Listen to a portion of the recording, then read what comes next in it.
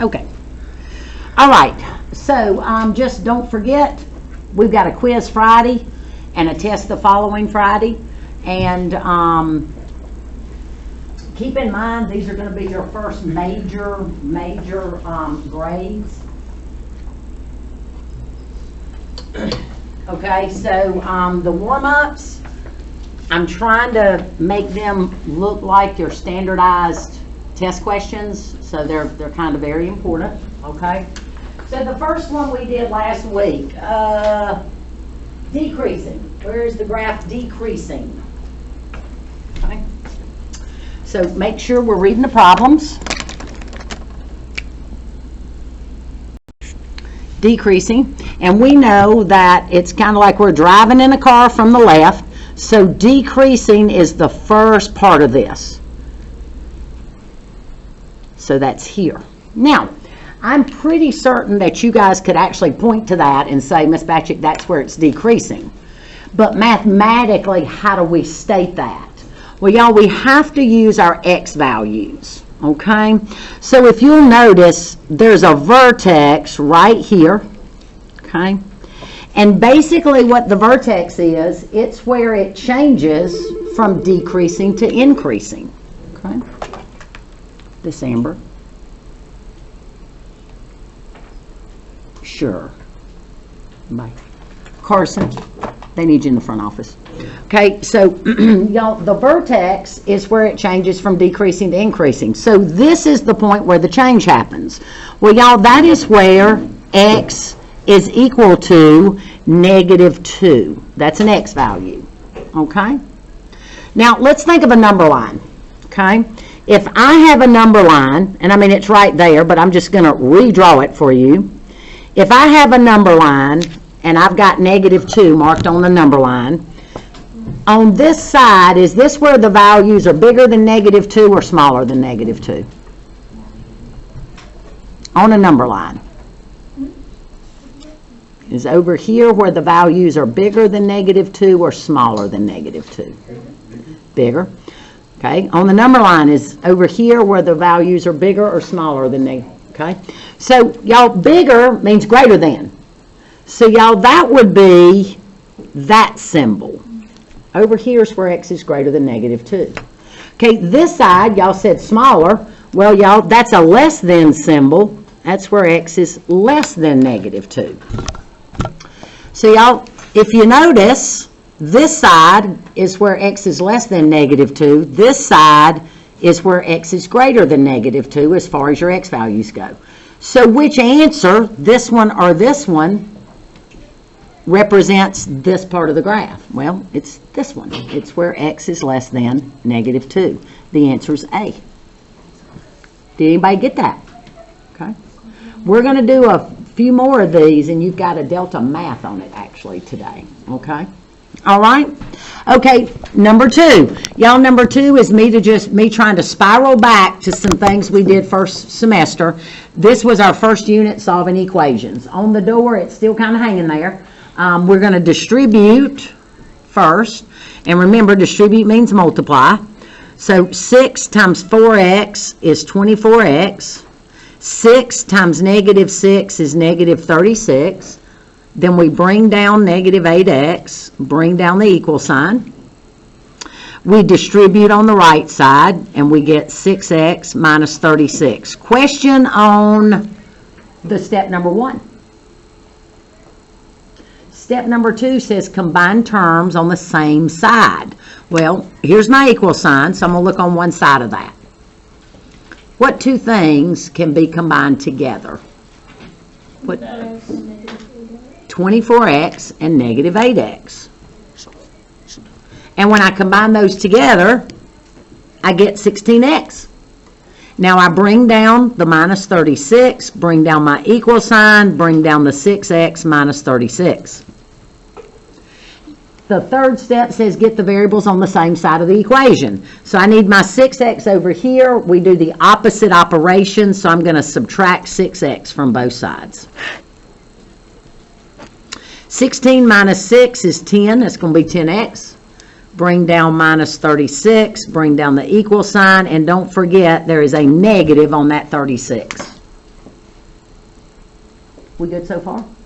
And y'all, if you do 1, 2, and 3 in that order, then it typically leaves you with a two-step equation that most of us can recognize. So now I'm going to add 36 to both sides. Okay, bring down my 10x.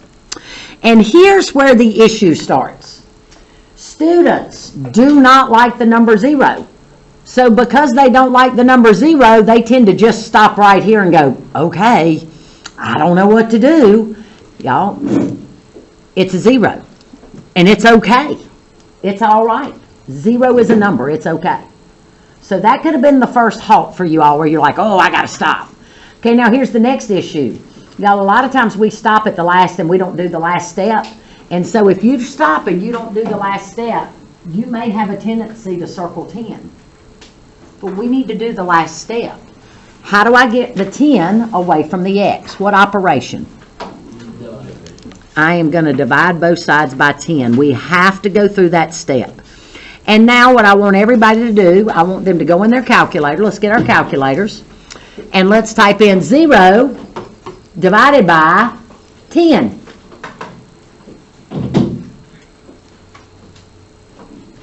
You get 0. And y'all, that's okay. 0 is a number. And what that means is, that means if I plug a 0 in for that x and a 0 in for that x, it actually makes this a true statement. That's what that means when you solve an equation. Did anybody get 0? Nice. All right, and this is a little bit newer stuff that we did last week, but I put a twist on it, okay? So, it says we've got this expression, and I'm hoping y'all will recognize, wait a minute, that's the binomial times the binomial. Y'all, sometimes you're going to see this. When expanded. Y'all, all they're saying to do is multiply it out. That's all they're saying to do. So, when expanded, what is the coefficient of the k term? Now, I realize you probably look at that and go, oh my goodness, I have no clue what she's talking about. So that's why I put a little hint. Let's go ahead and multiply it out, and then let's read the question and see if we can get the answer to it. So this is a 2x2 box.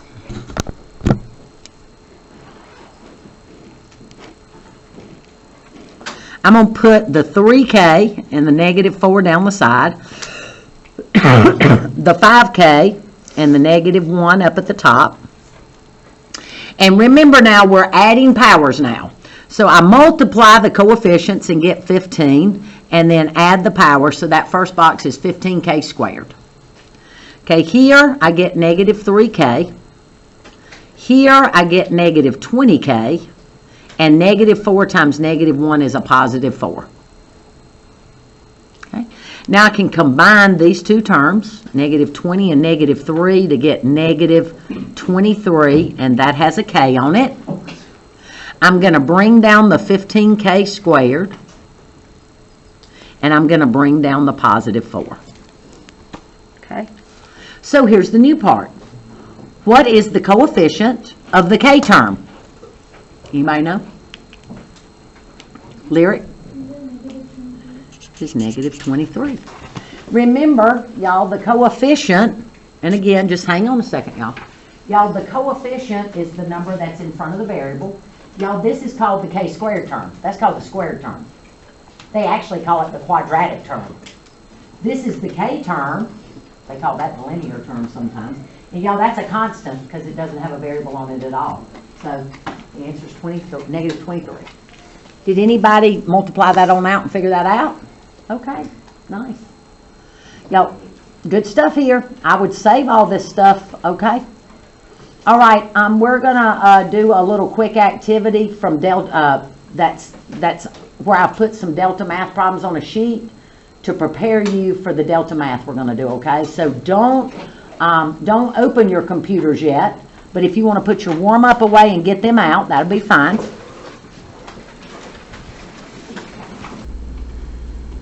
Okay, so for your Delta math today, for the increasing and decreasing here, I want to show you the two types of functions they can give you, okay? All right, so I'm going to start with the one on the right because it's probably more familiar to you. It's where the graph is continuous everywhere. So notice, y'all, with your Delta Math, you're going to have to pay attention to the instructions because that's where some of the information is. Notice it says, determine the domain over which the following function is decreasing. Y'all, you've got to find that word. You're going to have to find that word in Delta Math, okay? So the first thing you're going to want to do is locate that vertex because, y'all, that is where the function changes from decreasing to increasing or increasing to decreasing. You got to know what that number is. Okay, the first thing I noticed is people are wanting to grab this number. Y'all, that's the Y. We don't want that number. We want the X. Okay, we want this X value. Okay, so in this problem, this X value appears to be 3. Okay. Okay. So now let's talk about this. On a number line, is this side of the number line bigger than 3 or smaller than 3? On a number line. Are we not answering because we don't feel like it, or do we really not know? Right here, see where my finger is? On the right side of the number line. Is that where the values are bigger than 3 or smaller? Bigger. So y'all, how do I write that? Well, X is greater than 3. That's how I write that. Okay, now here's your 3. How about on the left side of the 3? Are the numbers smaller or bigger? Smaller. So y'all, how would I write that? X is less than 3. Okay, why did I do that? Well, the reason why I do that is because, y'all, one of these is the way you're going to indicate where your graph is decreasing. If this is the section of your graph, that's the interval. If this is the section of your graph, that's the interval. So where is decreasing? Well, it's this first part here. Because remember, we drive from the left, and it's going to go downhill till it gets to the 3. So if you want to, you can highlight right here, because this is where it's decreasing. And notice, that is where X is less than 3. So your answer to this problem in Delta Math is X is less than 3.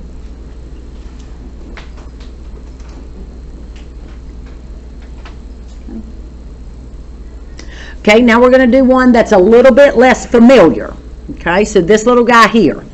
Do y'all notice, do you see where there's arrows where this stuff goes on forever? Yes. Y'all, here there's not arrows. This has a beginning and an end. Okay?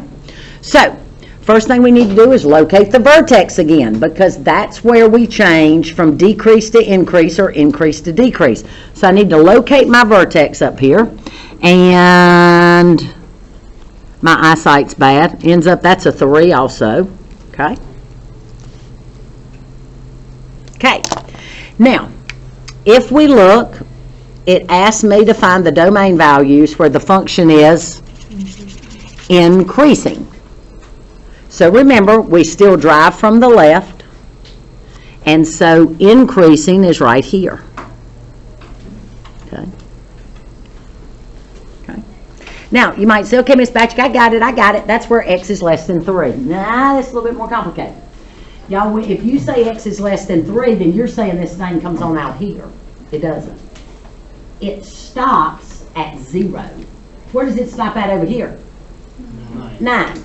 Okay, so let's write that down. Let's write 0 and 9. Okay, so now I want this area right here. That's where it's increasing. I want this area. So in words, how would we say where it's at in words? Just in words. If you had to use these, what would you tell me where this is? You would tell me it's between 0 and 3, right? Okay, now how do we write that mathematically? Well, mathematically, it's a between statement. It's an X in the middle. It's less than signs, 0 and 3. So notice, what does this say? It's the X values between 0 and 3, and that's where it's increasing. What if it had asked for decreasing? What would our answer be? 3. X is between 3 and, yeah, that would be X is between 3 and 9. but it didn't ask for decreasing, it asked for increasing. So that's the answer that goes there. So that's how you're going to do those two problems. Okay? All right. Before we do the ones on the bottom, I'm going to show you a little something. You may want two different color highlighters. The lighter, the better, because we don't want it to bleed through. The lighter, the better, because we don't want it to bleed through. We're going to talk about positive and negative functions real quick, and you're going to pick up on this. It's a piece of cake.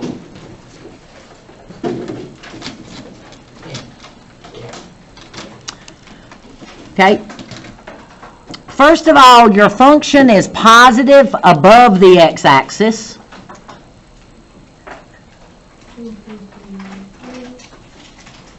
And it's negative below the x-axis.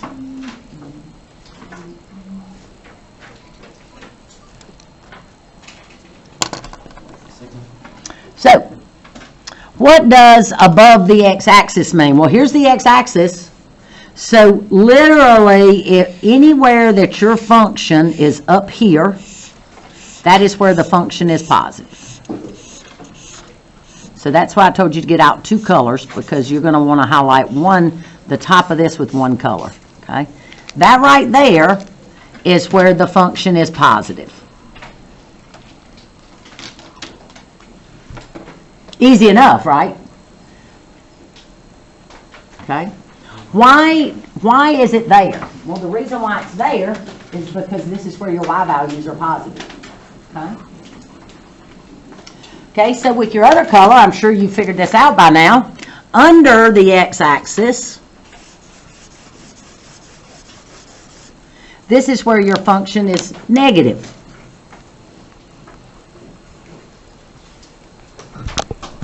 Why? Because this is where the y values are negative. Y'all, this is not going to be your problem. And today, you're not going to have a problem with it because they don't use it.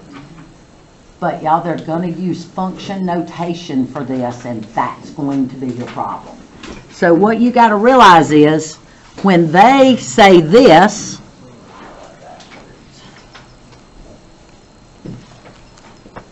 y'all, that's the question they're going to ask right there.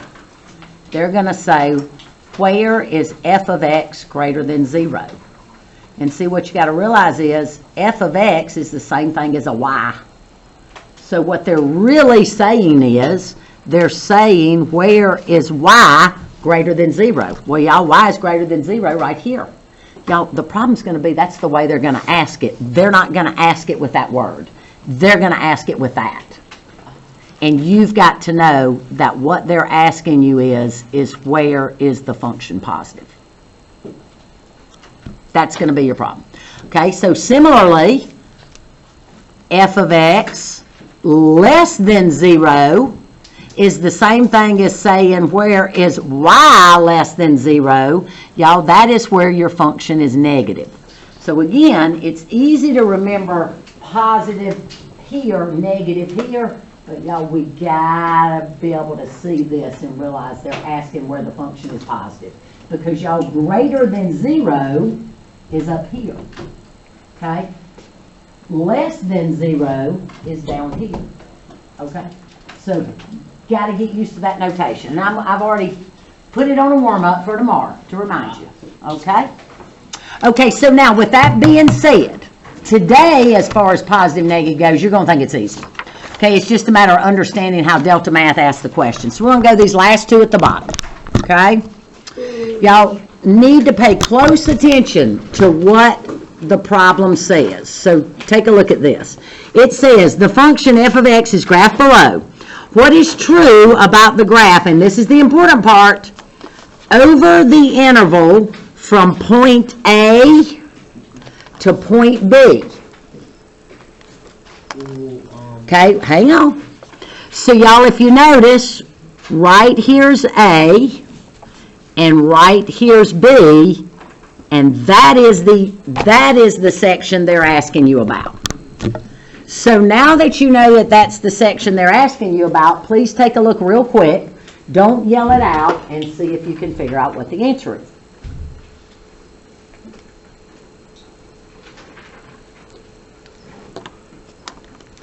Anybody got any ideas?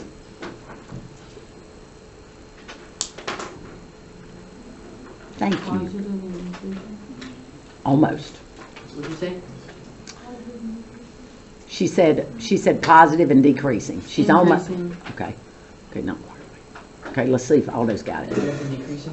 What Negative and decreasing? is negative and decreasing? Okay, now hang on, everybody watch. Remember, y'all, decreasing is it going downhill or uphill? Remember, we drive from the left. So what's happening here? It's decreasing. Going downhill. It's decreasing. Okay, now remember, positive, negative has to do with what? The x-axis. If it's below the x-axis, it's negative. If it's above the x-axis, it's right. This is below the x-axis, so it's negative. It's going downhill.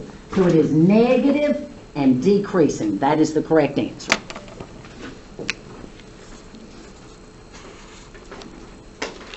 Okay, and notice, y'all, how they gave you the problem from A to B. Do you see that? They gave you the section. Y'all good?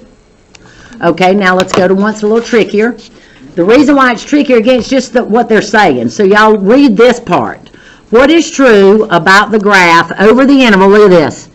X equals negative infinity to x equals A. So y'all, right here, do you see where the A is? So it's this part.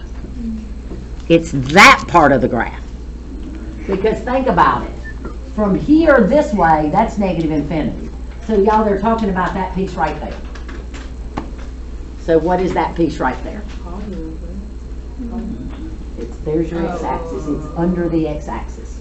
Is it negative decreasing? It is Oh, a negative function, Increasing. and it's increasing.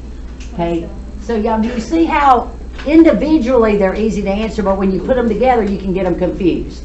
Remember, increasing and decreasing is when I'm driving, am I going uphill or downhill? Okay, but negative function means it's under the x-axis. It's where the y values are negative. So this is increasing and negative. It's Question on that? That's your Delta man. Okay, so as you're getting your computers up and running, I'm actually going to put you a cheat sheet up here of how to type in your inequalities, because that's what was really causing a snag for the last class, okay? So I'll try to put those up for you. As soon as you go into Delta Math, it'll be real easy. It's increasing, decreasing. That's exactly what it says. Okay, there you go. Okay, hang on. She was first. She forgot to go. She was going to go a long time ago. So you go first, and then you can go. Okay?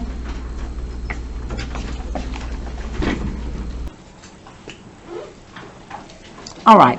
So, y'all, what I want you to do is, I want you to take your cutouts. You have 6 of them.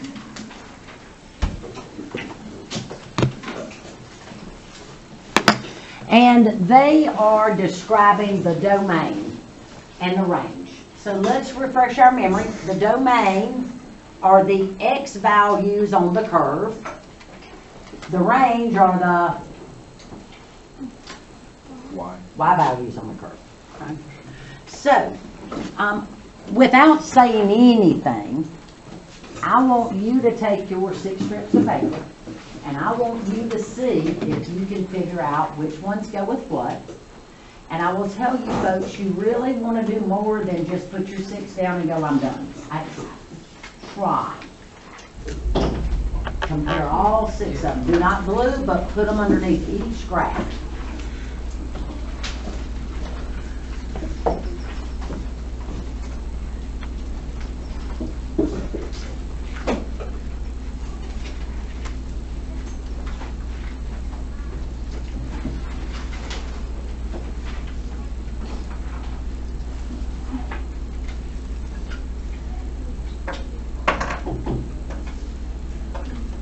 Do not glue, but.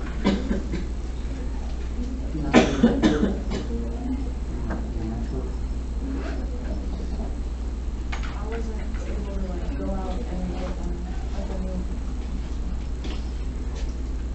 You don't have that? Cause like my old one from last No, this is a special one I made. We're gonna need to go look at my video. Yeah, but everybody knows it. You know, special numbers. And so all those papers I gave you from the very beginning when you came in and asked, and in the videos every day.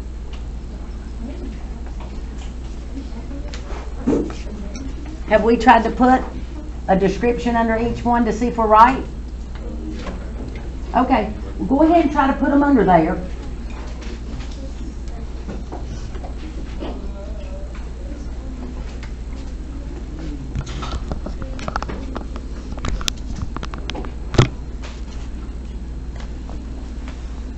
Okay, I'm going to start with linear, okay? Domain is what x values are included on the curve. Okay, I will tell you that when something goes to the edge of the graphs, it's an understood arrow that it continues to move on if it goes out to the edge of your picture. So what I want you guys to realize is this graph exists way beyond this paper. This curve exists way beyond this paper in this direction forever. It exists way beyond this paper forever. So y'all, the x values on this, if it's going forever down and forever to the left, include all the x values all the way to negative infinity and all the x values all the way to positive infinity. How do we say that? We just say it's all real numbers, because all of those numbers from negative infinity to positive infinity are in the real number system. So the domain is all real numbers. Now y'all, the range still is going to work the same way. Y'all, this thing is going to go down forever, and it's going to capture all the negative y values to negative infinity. It's going to go up forever and capture all the values to positive infinity. That's why your range is all real numbers, okay? All right, so, and by the way, if you take a look at the graph right beside of it, it's the same thing. Do you see what I'm saying? It's going to go up and to the left forever, down and to the right forever, so it's going to include all the negative x values, all the positive x values, all the negative y values, and all the positive y values. So both of these are all real numbers. Yeah. Okay.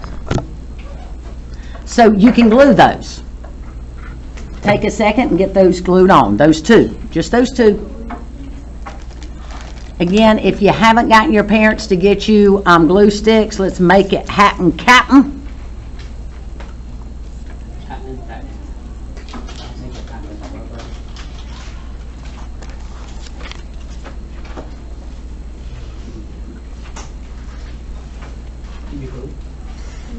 Okay. All right.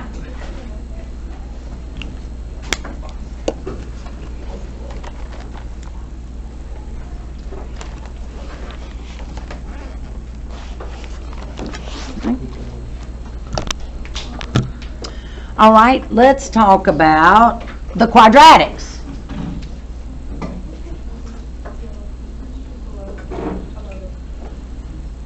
Okay, if you'll get with me at the end of class, okay?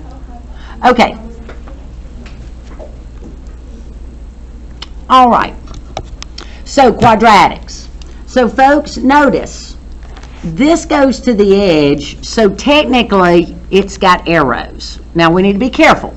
Y'all, just because you see arrows doesn't mean everything's all real numbers. You've got to figure out what it's talking about. So here's the deal. For the domain, the x values, okay? Y'all, for the x values, this thing is going to continue to inch its way this way. And it will end up including all the x values in the positive direction. This little guy, and y'all, most of y'all think this goes straight up. It doesn't. It inches its way this way and inches its way this way. So it's going to include all the negative x values and all the positive x values. So your domain is everything. It's all the numbers. It's all the real numbers. Now this is where it gets interesting. Y'all notice for the y values, it actually stops somewhere. Where does it stop? At the 6. Six.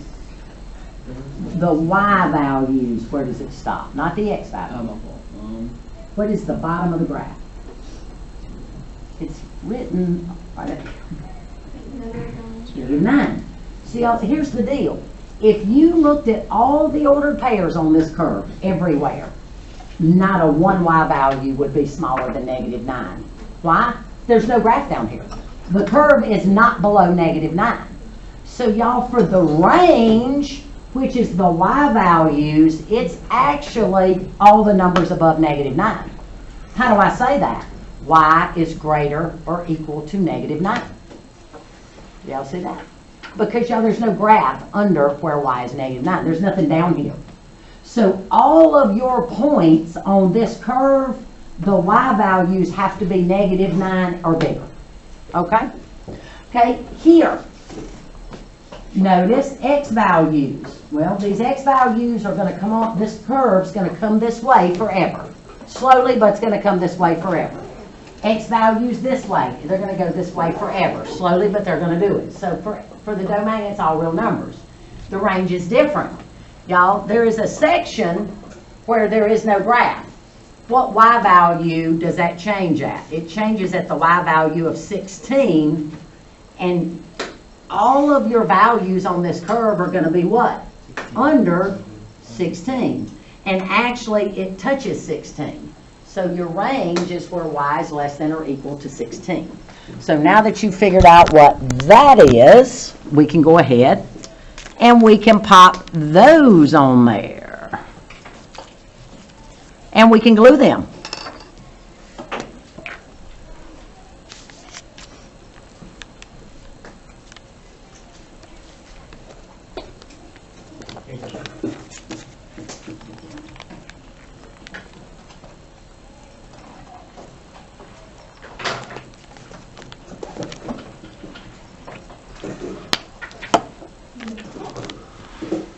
Okay, all right, now let's go to our exponential model.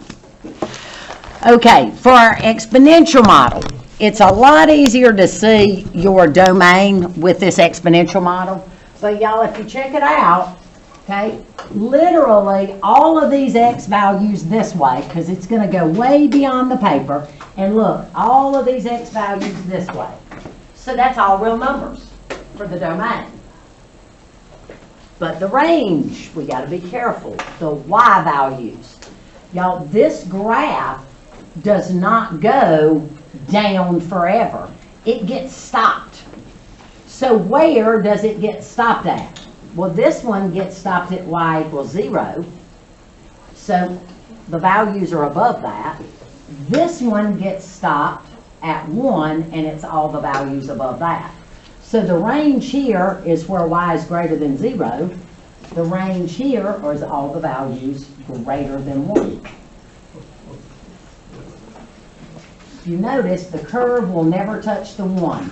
It'll be all the numbers above the 1, but when it gets to the 1, it's tapering off. It will never touch the 1. So this graph, the y values are where y is greater than 1. This has an asymptote at 0. So it's all the values greater than 0.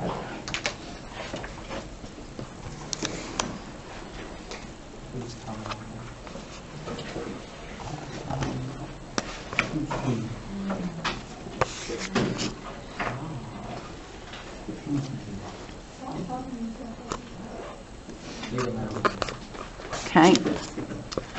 And I just want to say one more thing.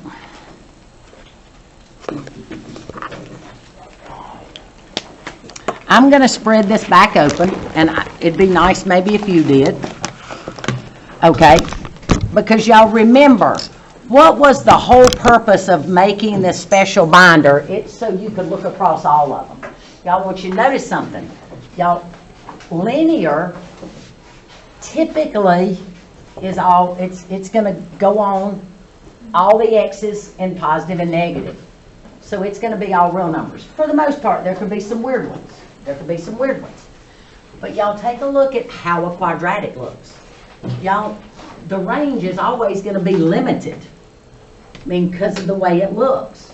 The range is gonna be either the Y values above a particular number, or it can be the Y values below a particular number. Look how this domain and range looks different than this one.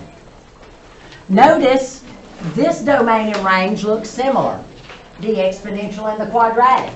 Why? Because this has an asymptote that keeps that curve above a particular Y value. This turns around at a particular Y value. So notice these two look similar, but for your linear, the domain and range is all real numbers for both. Just showing you some similarities, okay? All right, remember the way we fold this bad boy up, we just pick up one whole side, boom, pick up the other whole side, boom. Okay,